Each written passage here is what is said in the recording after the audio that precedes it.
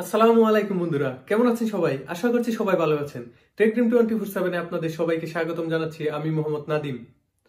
Arduino tutorial part 4 এ আজকে আমরা শিখব কিভাবে Thinkercat সফটওয়্যারের মাধ্যমে অনলাইনে Arduino প্রোগ্রামিং এবং সিমুলেশন করা যায়। তো আশা করছি আজকের ভিডিওটি খুবই ইন্টারেস্টিং হতে যাচ্ছে। তো আর দেরি না করে চলুন এখনই শুরু করা যাক। আমরা প্রথমে একটি ব্রাউজার ওপেন করে নিব। ব্রাউজার ওপেন করে নিয়ে আমরা সার্চ করব থিঙ্কারক্যাট লিখে সার্চ করব। সার্চ করার পর এখানে থিঙ্কারক্যাটের অফিসিয়াল লিঙ্কটা চলে আসবে। এটাতে আমরা ক্লিক করব। ক্লিক করার পর যদি প্রথমে হচ্ছে আপনার যদি অ্যাকাউন্ট করা না থাকে তাহলে সাইন আপ করে নিতে হবে। সাইন আপ করার পদ্ধতি খুবই সহজ। এখানে সাইন ইনে চাপ দিবেন, তারপর এখানে চাপ দিয়ে আপনার ইমেল যদি লগ ইন করা থাকে তাহলে এখানে চাপ দিলে সরাসরি ইমেলে লগ ইন করে যাবে। তো এটা খুবই ইজি, নর্মাল প্রক্রিয়ায় যেরকমভাবে অন্য সাধারণ অ্যাকাউন্টগুলি খোলা হয় ওইভাবেই খোলা হয়। তো আমাদের যেহেতু খোলা আছে সেজন্য আমরা এখানে লগ ইন করবো। জাস্ট এখানে এসে আপনি আপনার গুগলকে সিলেক্ট করে দিবেন।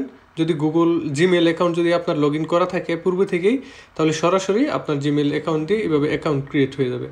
তারপরে এখানে অ্যাকাউন্টে আপনার প্রোফাইলে এসে আপনি এখানে প্রোফাইল পরিবর্তন করতে পারবেন। এখানে আপনার প্রোফাইলে যাবতীয় ইনফরমেশন দিয়ে সেভ করে নেবেন। আচ্ছা, এখন আসি সিমুলেশনে। তো আমরা কি করব, আজকে একটি আরডুইনো সিমুলেশন করে দেখব। তো তার জন্য প্রথমে ক্রিয়েটে চলে যাব, তারপর সার্কিট, একটু সময় নেবে, তারপরে এখানে ওয়ার্কিং স্পেসটা চলে আসবে। তো দেখতে পাচ্ছি আমরা আমাদের এইখানে চলে এসেছে। এখন হচ্ছে আমরা কি করব, এখানে কম্পোনেন্ট আনবো। তো আমরা এই অ্যাপটার ইন্টারফেসের সাথে একটু পরিচিতি হইনি। তো এখানে যে কম্পোনেন্টগুলি আছে এইগুলো হচ্ছে কম্পোনেন্টস। এখানে দেখেন নানা ধরনের বেসিক কম্পোনেন্টসগুলি এই সিমুলেশন সফটওয়্যার দিয়ে হচ্ছে সিমুলেশন করা যায়। যেরকম এলডিআর, ডায়োড, ট্রানজিস্টর, এরকম বেসিক কিছু কম্পোনেন্ট আছে এখানে। আর তাছাড়াও এখানে আরও যদি আমরা অ্যাডভান্স কিছু কম্পোনেন্ট দেখতে চাই তাহলে আমরা এখানে আরডুইনোতে ক্লিক করি, তাহলে যত ধরনের আরডুইনো আছে এগুলি এখানে শো করবে। আর এইখানে হচ্ছে আমরা অলে ক্লিক করে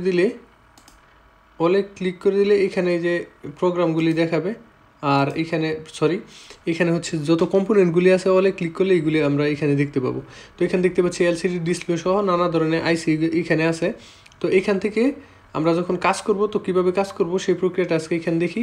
এটা দিয়ে হচ্ছে আমরা আমাদের বেসিক কোর্সগুলি করব, তারপরে অ্যাডভান্স কোর্সগুলি আমরা হচ্ছে প্রোটিয়া 7 এবং ফিজিক্যাল কানেকশন দিয়ে প্রোগ্রাম করে ফিজিক্যাল কানেকশন দিয়ে ওইখানে করব। তো আমরা আজকে একটি বেসিক আরডুইনো সিমুলেশন করে দেখি। তো তার জন্য কি করতে হবে, আমাদের এখানে সার্চ করতে হবে আরডুইনো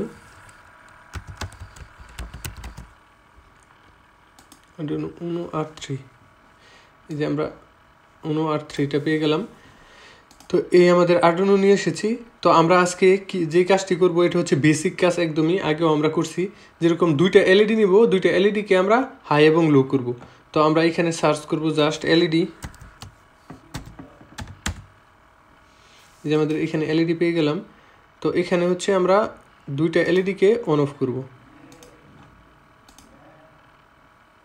এখানে দুইটা এলইডি নিয়ে নিলাম। আরেকটা জিনিস লাগবে আমাদের, এখানে এলইডিটাকে অপারেট করার জন্য আরেকটা সেফটি পারপাস একটি রেজিস্টার ইউজ করব আমরা।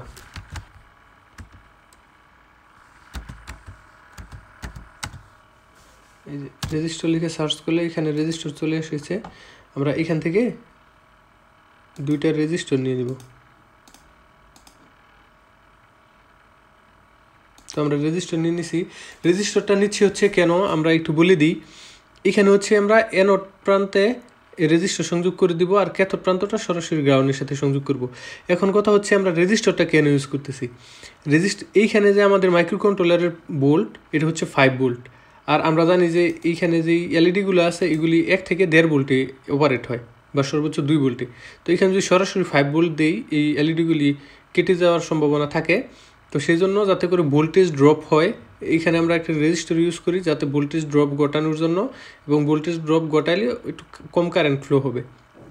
তো তারপরে হচ্ছে আমার এলইডিটা না পুড়ে সঠিকভাবে হাই লো হবে।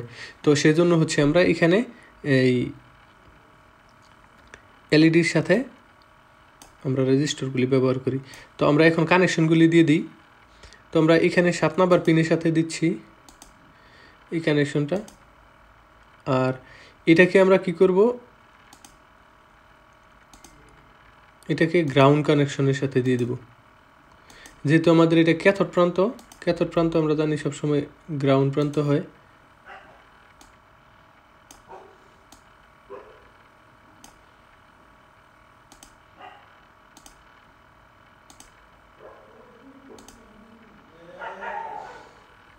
আর এটা দিলাম 13 নম্বর পিনের সাথে। তো আমাদের কানেকশন দেওয়া কমপ্লিট। একটু হিবিজিবি হয়ে গেছে, আপনারা আশা করি বুঝতে পেরেছেন। আচ্ছা, এই কালারটা যদি আমরা আরও এটা যদি পরিবর্তন করে দিই কালারটা, তাহলে আপনাদের আরও বুঝতে সুবিধা হবে। এই কালারটা কালো করে দিলাম আর এই কালারটা লাল করে দিই। এখান থেকে দেখেন এইভাবে কালার চেঞ্জ করা যায়। আপনি চাইলে যে কোনো কালার, এখানে অনেক ধরনের কালার আছে, এখান থেকে কালার চুজ করে আপনি দিতে পারবেন। তো এখানে কেবলগুলির আমি কালার চেঞ্জ করে নিলাম। আমাদের ফিজিক্যাল কানেকশন দেয়া শেষ। এখানে এখন আমরা প্রোগ্রাম করার পালা। যেহেতু আমাদের এটার ভিতরে এখন কোনো প্রোগ্রাম নাই, তো সেজন্য প্রোগ্রাম করব। তো এই সিমুলেশনে হচ্ছে সরাসরি প্রোগ্রাম লেখা যায়। তো লেখার সিস্টেমটা হচ্ছে, আপনি এই যে কোড লেখা আছে এখানে চলে যাবেন। এখানে দেখেন কয়েকভাবে কোড লেখা যায়। একটা হচ্ছে ব্লক দিয়ে আপনি কাজ করতে পারবেন, এরকমভাবে ব্লক নিয়ে আপনি আপনার পারপাস সার্ভ করে কাজ করতে পারবেন, সমস্যা হবে না। আবার হচ্ছে আপনি যদি চান যে এখানে হচ্ছে টেক্সট করবেন, মানে টেক্সট মানে হচ্ছে আপনি এইভাবে প্রোগ্রাম লিখবেন, তাহলে এইভাবে লিখেও কাজ করতে পারবেন। তো আমরা হচ্ছে আজকে একটি প্রোগ্রাম লিখি।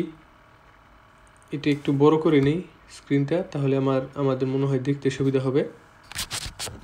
তো আমরা আজকে দুটো এলইডি নিছি, দুটো এলইডির নাম লিখে দিব। এখানে প্রোগ্রাম লেখার সিস্টেমটা হচ্ছে, এটি আমরা কেটে দিই। আমরা শুরু থেকে প্রোগ্রাম লিখি। INT LED 1, প্রথমে দিলাম ভেরিয়েবল, তারপর ভেরিয়েবল নেম ইকুয়াল, একটা দিলাম 13 নাম্বার পিন, আরেকটা দিলাম INT LED 2 ইকুয়াল, আমরা মনে হয় এটা 7 নাম্বার পিন দিয়েছিলাম। আচ্ছা, একটু দেখে নিই। হ্যাঁ, 7 নাম্বার পিনে আমরা ইউজ করেছিলাম। তো এটা ইকুয়াল টু 7। এখন হচ্ছে আমাদের ফাংশন লেখার পালা। এই পিনগুলি কি ইনপুট হিসাবে কাজ করবে না আউটপুট হিসাবে কাজ করবে, সেজন্য আমাদের যে ফাংশনটা লিখতে হবে সেটা হচ্ছে void setup। void setup-এর কাজ হচ্ছে এই পিনগুলি ইনপুট হিসাবে কাজ করবে না আউটপুট হিসাবে কাজ করবে সেটা ইনিশিয়েট করে দিবে।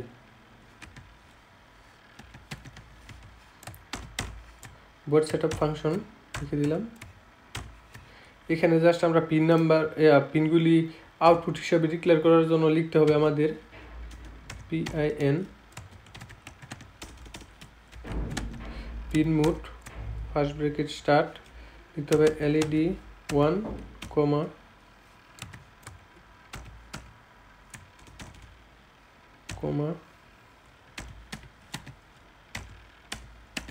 Output semicolon.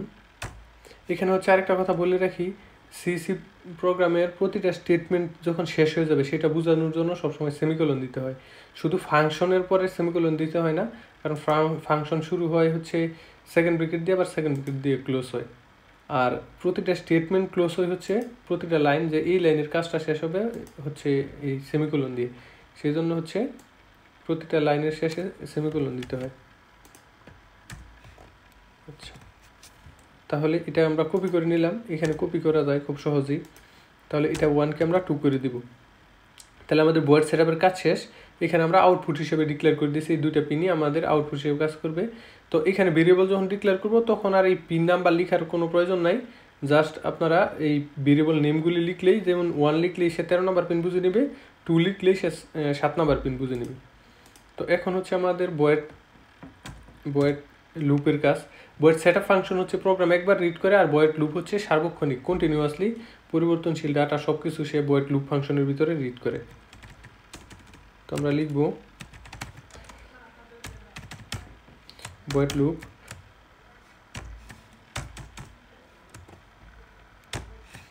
এখন আমরা কি করব, একটা বাতিকে অন করব, 1 সেকেন্ড ডিলে করব, তখন ওই মানে 1 নাম্বার বাতি যখন অন হবে তখন 2 নাম্বার বাতিটা অফ থাকবে, যখন 2 নাম্বার বাতিটা অন হবে তখন 1 নাম্বার বাতিটা অফ থাকবে। তো এই প্রোগ্রামটা করবো আমরা। তো আজকে লিখতেছি, তাহলে কি লিখবো, ডিআই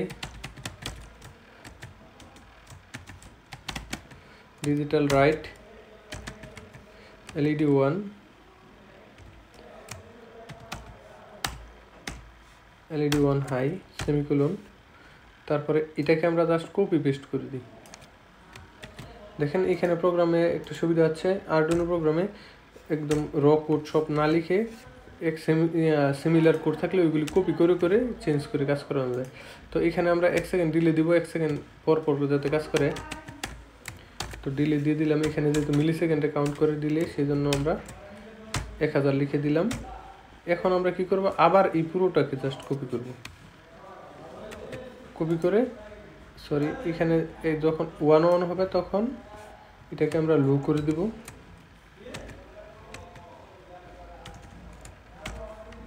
লো করে দিলাম।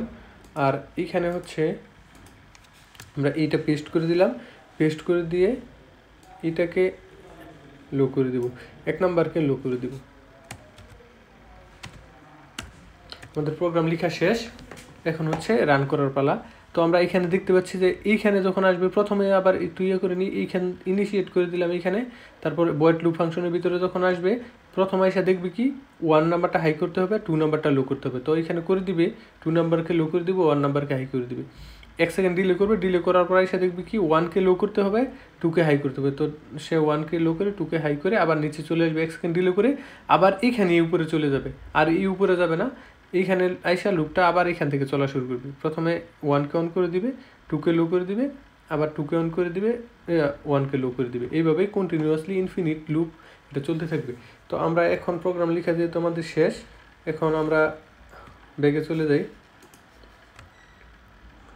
এখন আমরা এটাকে রান করব। এখন আমরা এই সিমুলেশনে জাস্ট কোড করা আমাদের শেষ, এখানে স্টার্ট সিমুলেশন, এখানে যদি আমরা ক্লিক করি তাহলে আমাদের এটা রান হয়ে যাবে। দেখেন এখানে যদি আমরা তাকাই তাহলে দেখতে পাচ্ছি 1 সেকেন্ড এটা জ্বলতেছে, 1 সেকেন্ড এটা জ্বলতেছে। তো আমরা এটাকে আবার একটু একটা কালার চেঞ্জ করে দিই, তাহলে আরও বুঝতে সুবিধা হবে। একটাকে গ্রিন এলইডি করে দিই, একটা রেড করে দিলাম, একটা গ্রিন। দেখেন 1 সেকেন্ড পর পর অন অফ হচ্ছে। তো এইভাবেই হচ্ছে আমরা খুব সহজে এইভাবে কাজগুলি করতে পারবো।